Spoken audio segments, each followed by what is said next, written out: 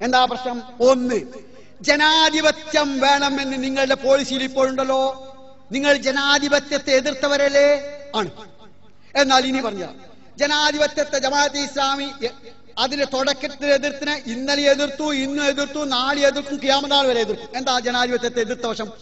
ജനാധിപത്യത്തിന്റെ താത്വിക അടിത്തറയാണ് എതിർത്തത്. അഥവാ നിയമനിർമ്മാണത്തിന്റെ പരമാധികാരം ജനങ്ങൾക്കാണ്, ഭൂരിപക്ഷ ന്യൂനപക്ഷം അടിസ്ഥാനത്തിലാണ് കാര്യങ്ങൾ തീരുമാനിക്കേണ്ടതെന്ന ജനാധിപത്യത്തിന്റെ തത്വത്തെ എതിർക്കുന്നു. ഞാൻ പറയുന്നു, നിങ്ങൾ ദൈവവിശ്വാസിയാണോ? എതിർക്കാൻ ബാധ്യസ്ഥരാണ്. ശരിയും തെറ്റും, നീതിയും അനീതിയും, ധർമ്മവും അധർമ്മവും, വേണ്ടതും വേണ്ടാത്തതും, സന്മാർഗവും ദുർമാർഗവും തീരുമാനിക്കുന്നത് ഭൂരിപക്ഷ ന്യൂനപക്ഷ പ്രകാരമായിരിക്കണമെന്നാണ് ജനാധിപത്യത്തിന്റെ താത്വിക അടിത്തറ. എന്റെ ഈ പ്രസംഗം കേൾക്കുന്ന വിശ്വാസമുള്ള സത്യവിശ്വാസത്തിന്റെ നേരിയ കണികയുള്ളവർ സ്വന്തം നെഞ്ചത്ത് കൈവച്ച് പറയൂ, 51% ആളുകൾ മദ്യം വേണമെന്ന് പറഞ്ഞാൽ മദ്യം അനുവദിക്കുക. 2 ആള് കൂറുമാറി വേണമെന്ന് പറഞ്ഞ് വേണ്ട എന്ന് പറഞ്ഞാൽ നിരോധിക്കുക. 49 ആളുകൾ സ്വർഗരതി വേണ്ട, സ്വർഗരതി വേണ്ട എന്ന് പറഞ്ഞാൽ അത് വേണ്ടാതിരിക്കുക. 2 ആള് കൂറുമാറി 51% സ്വർഗരതി വേണമെന്ന് പറഞ്ഞാൽ വേണമെന്നാവുക. അതുപോലെ തന്നെ ഈ രാജ്യത്തെ പലിശ വേണമെന്ന് 51% പറഞ്ഞാൽ നടപ്പാകുക. ടൂറിസം വികസനത്തിന്റെ പേരിൽ കേരളത്തിന്റെ പെൺകുട്ടികളെ വിദേശികൾക്ക് വ്യഭിചരിക്കാൻ കൊടുത്ത് അതിന് നികുതി പിരിച്ച് തിന്നണം തീറ്റണമെന്ന് 51% പറഞ്ഞാൽ നടപ്പാവുക. കൂറുമാറി 49 ആയാൽ നടപ്പാവാതിരിക്കുക. ന്യൂനപക്ഷ ഭൂരിപക്ഷത്തിന്റെ അടിസ്ഥാനത്തിൽ ശരിയും തെറ്റും, നന്മയും തിന്മയും, ധർമ്മവും അധർമ്മവും, വേണ്ടതും വേണ്ടാത്തതും തീരുമാനിക്കുന്ന ജനാധിപത്യത്തിന് താത്വിക അടിത്തറ ഏത് മതമാണ് അനുവദിക്കുക, ഏത് ഈശ്വര വിശ്വാസി അനുവദിക്കുക, ഏത് പടച്ചോനിൽ വിശ്വസിക്കുന്നവർ അനുവദിക്കുക? ആ ജാതി പടച്ചോനവിന് എന്താ ഉണ്ട്?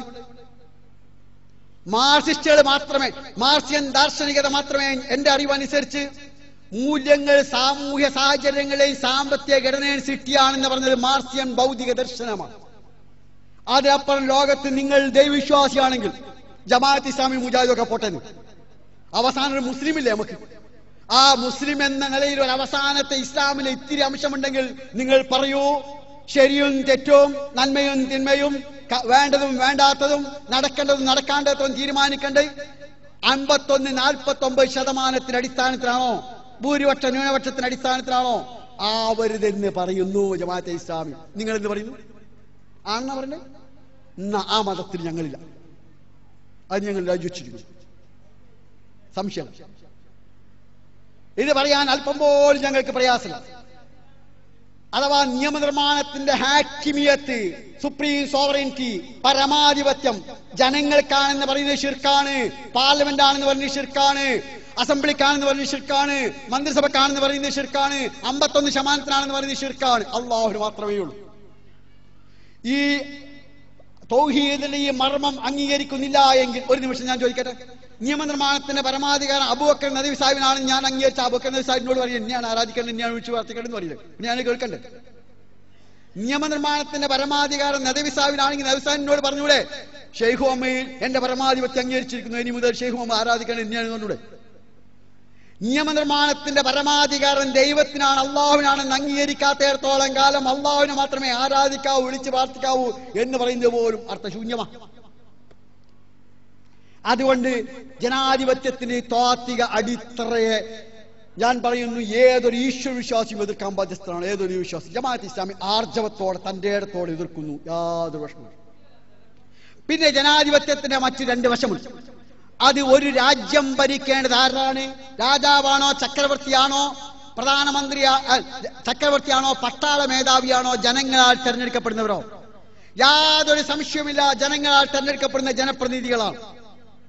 അത് ജമാഅത്തെ ഇസ്ലാമി ജനാധിപത്യത്തെ കുറിച്ച് സംസാരിച്ച ആദ്യത്തെ ദിവസം തന്നെ പറഞ്ഞിരിക്കുന്നു. സംശയമുള്ളവർക്ക് സെയ്ദ് അബുൽ അലാ മൗദൂദിലെ മതേതരത്വം, ജനാധിപത്യം, ദേശീയത്വം, താത്വിക വിശകലനം എന്ന പുസ്തകം എടുത്ത് വായിച്ചു നോക്കും. എന്നിട്ട് മൗദൂദ് സാഹിബ് ഇസ്ലാമിന്റെ മഹത്വം ഉയർത്തി കാണിച്ചുകൊണ്ട് പറഞ്ഞു, ഇത് ഞങ്ങളെ പാശ്ചാത്യത്തിൽ പഠിപ്പിക്കേണ്ടതില്ല, ഇത് ഞങ്ങളെ നബി 1400 കൊല്ലം മുമ്പ് പറഞ്ഞതാണ്. അതുകൊണ്ട് രാജ്യം ഭരിക്കേണ്ടത് ആരെന്ന ചോദ്യത്തിന് ജനങ്ങളുടെ പ്രതിനിധി എന്ന മറുപടി ഇസ്ലാം നൽകിയിരിക്കുന്നു. ആ മറുപടി ജനാധിപത്യം കടമെടുത്തിരിക്കുന്നു. എന്താ അങ്ങോട്ട് പറയാൻ പറ്റാ? ജനാധിപത്യത്തിൽ ഇങ്ങോട്ടെടുത്താ, പാശ്ചാത്യന്റെ ഇങ്ങോട്ടെടുത്തല്ല, നമ്മൾ അങ്ങോട്ടെടുത്ത. അങ്ങനെ കുറെ ആൾ എടുത്തിരിക്കുന്നു. ഞാൻ പിന്നെ സമയം ഉണ്ടെങ്കിൽ പറഞ്ഞത്. പിന്നെ മൂന്നാമത്തെ, ഈ രാജ്യത്തിന്റെ വ്യവസ്ഥ മാറേണ്ടത് എങ്ങനെയാണ്? അട്ടിമറിയിലൂടെയാണോ, പട്ടാള വിപ്ലവത്തിലൂടെയാണോ, സായുധ കലാപത്തിലൂടെയാണോ, ഗൂഢപ്രവർത്തനത്തിലൂടെയാണോ, മനം മാറ്റത്തിലൂടെയാണോ വ്യവസ്ഥ മാറേണ്ടത്? ജമാഅത്തെ ഇസ്ലാമി ഉറച്ചു വിശ്വസിക്കുന്നു മനം മാറ്റത്തിലൂടെയാണ് വ്യവസ്ഥ മാറേണ്ടത്. അതുകൊണ്ടാണ് സമാധാനപരമായ മാർഗങ്ങളിലൂടെ ആശയപ്രചാരണം നടത്തി ആദർശ പ്രബോധനത്തിലൂടെ മനുഷ്യ മനസ്സുകളെ മാറ്റി വ്യവസ്ഥ മാറ്റുക. അതാണ് ജനാധിപത്യത്തിന്റെ രണ്ട് രീതിശാസ്ത്രങ്ങൾ ജമാഅത്തെ ഇസ്ലാമി അംഗീകരിക്കുന്നു. ത്വാത്തിക അടിത്ത് എതിർക്കുന്നു.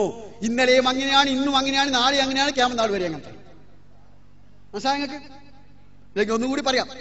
ശരിയും തെറ്റും, നന്മയും തിന്മവും, ധർമ്മവും അധർമ്മവും, നീതിയും അനീതിയും, വേണ്ടതും വേണ്ടാത്തതും തീരുമാനിക്കാൻ അധികാരം ജനങ്ങൾക്കാണ്, ഭൂരിപക്ഷ ന്യൂനപക്ഷത്തിനാണെന്ന ജനാധിപത്യത്തിന് ത്വാത്തിക അടിത്തറയെ പുറങ്കാൽ കൊണ്ട് തട്ടിത്തെറിപ്പിക്കുന്നു. അറബിക്കടലിക്ക് അപ്പുറത്തൊരു കടലിന്റെ അടിയപ്പുറത്ത്.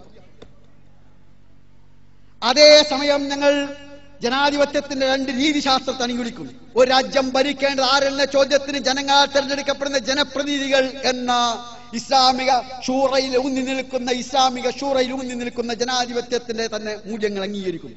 ഒരു രാജ്യത്തിന്റെ വ്യവസ്ഥ മാറേണ്ടത് എങ്ങനെയെന്ന ചോദ്യത്തിന് പട്ടാള വിപ്ലവമല്ല, അട്ടിമറിയല്ല, ഗൂഢപ്രവർത്തനമല്ല, സായുധ കലാപമല്ല, മറിച്ച് മനം മാറ്റത്തിലൂടെ വ്യവസ്ഥാമാറ്റം, ആശയപ്രബോധനത്തിലൂടെ, ആശയപ്രചാരണത്തിലൂടെ വ്യവസ്ഥാമാറ്റം എന്ന ജനാധിപത്യത്തിന്റെ രീതിശാസ്ത്രത്തെയും അംഗീകരിക്കും. ഇതാണ് ജനാധിപത്യത്തിന്റെ നിലപാട്.